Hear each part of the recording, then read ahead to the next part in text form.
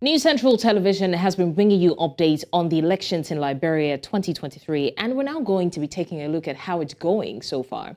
Now, it's worthy of note that to avoid a runoff, the winner of the presidential election must secure over 50% of votes cast. The incumbent president, George Weah, is seeking a second term after 6 years. Now, about 2.4 million people were eligible to vote in the West African country, the national polls. Now, according to the NEC, voting went well across the country, but that it might have to be extended in some parts of Sinoy and VSA counties that did not get their ballots on time. Some ballots were transported by canoes that capsized. Well, joining us to discuss this now, we have Anthony Stevens, a journalist in Monrovia, Liberia. Thank you so much, Anthony, for joining us. My pleasure. All right, Anthony, how would you say that the elections went? Well, the elections did go peacefully.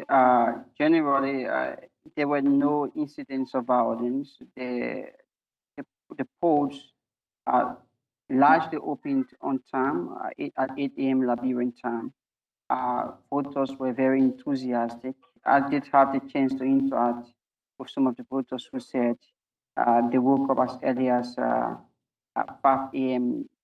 To join the queues just to vote. That's how enthusiastic they were. You did mention that there were two unfortunate incidents reported by the National Elections Commission yesterday at their press conference in Riverside and Sando County.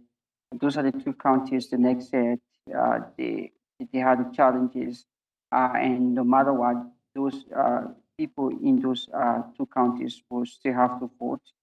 Um, they, there were times I did tour one a polling precinct in the Peace Island community in Kingsville, and some of the voters, because they said they had stayed there for longer hours and they had not had the chance to vote.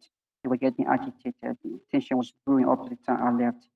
But subsequently, all of them did cast their votes afterwards. Right. Now, as a journalist that you are, how would you rate the level of press freedom in the elections?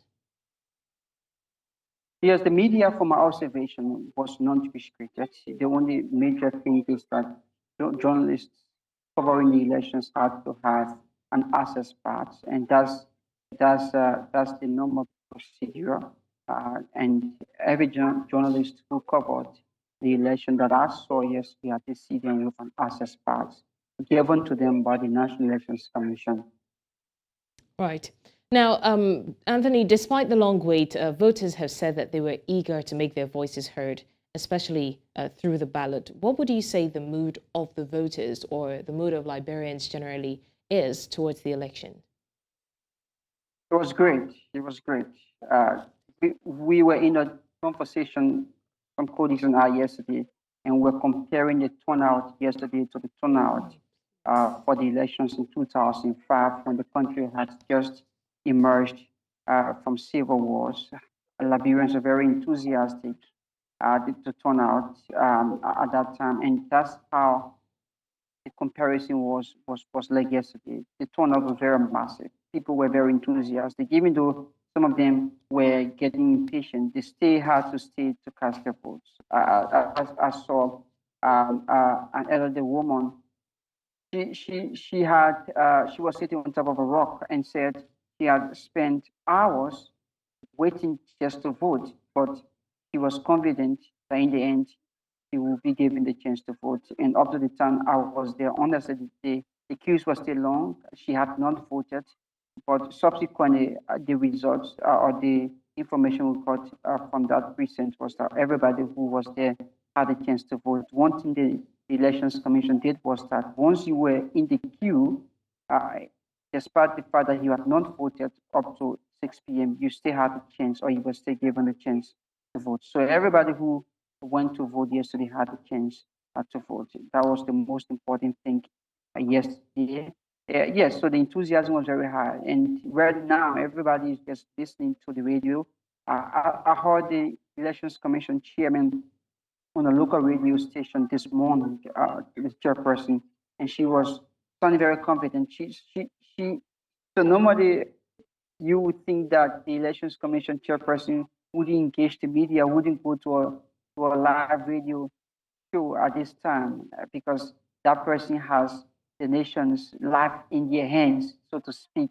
But she was on a live radio show this morning, sounding very confident. Yes, and I need to mention, I did tell some of your colleagues yesterday that this is the first time the Liberians themselves are fully involved with these elections, fully funded by the government. Also, this is the first time the Liberian security personnel are the ones in total control, total charge of these elections. The last elections we had, the last three post-war elections we had, were conducted with the presence of international peacekeepers. This one is completely different. It does look like this poll has not produced an outright winner. You know, constitutionally, there must be a winner who has acquired or attained 50% plus one vote. That looks like it may not be the case on the results that have been announced by radio stations. And I need to mention that these results are results that were tallied and approved, attested by Elections Commission workers and also observers, local and international observers. But officially, it is the National Elections Commission that should be able to declare who is the winner, who is ahead, and all of that. So the first preliminary results are expected in, but today the Elections Commission is holding a press conference. Hopefully, they will announce the first preliminary results. But for more indications, listening to the various radio talk shows from last night up to this morning, it does seem that the polls are headed for runoff, and it does seem that there could be a runoff, or maybe you want to call it a rematch between incumbent President George Weah and his better rival Joseph Walker of the former ruling Unity Party. Right, Anthony, we're still going to come back to the involvement of international partners, but in the meantime, you also mentioned the winner having to secure over 50% of the votes. Now, according to the electoral law, the winner of the presidential election must have over 50%. Would you say that there are any technicalities that can make room for an exception in this case? Well, I mean, these are just early days of the elections. So far, generally, everybody has been saying that the polls have been peaceful. People have been given the chance to vote. I've not come across any media report that says that maybe somebody was just even charged. Yes.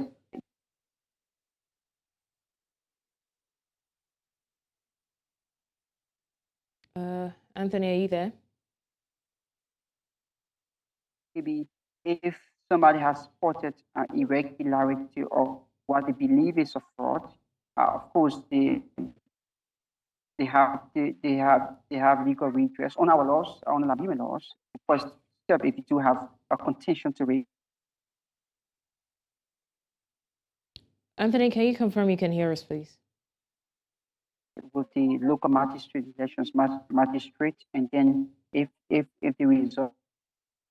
All right, Anthony, I'm going to just have to ask you this last question. Now, people in Liberia have been concerned that the country cannot handle the elections on their own, talking about the influence or, participation of international partners. Like you mentioned earlier, the last 4 or 5 elections we've had, or they've had international partners work with the NEC for the Liberia election. So this time around that there is no international body to monitor the elections, how would you rate the electoral body's handling of the elections in general?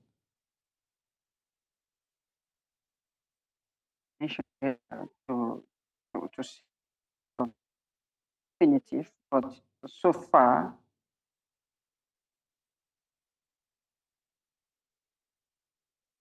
many precincts, voting precincts yesterday in Pinzo, in Congo Town, in Monrovia, Central Monrovia, and I did see already found out, except that in some cases that there were staff from the National Elections Commission to serve the people who said they had spent long hours in queues trying to vote. But again, everybody did have to. All right, Anthony Stevens, a journalist from Monrovia in Liberia. Thank you so much for joining us on Village Square Africa.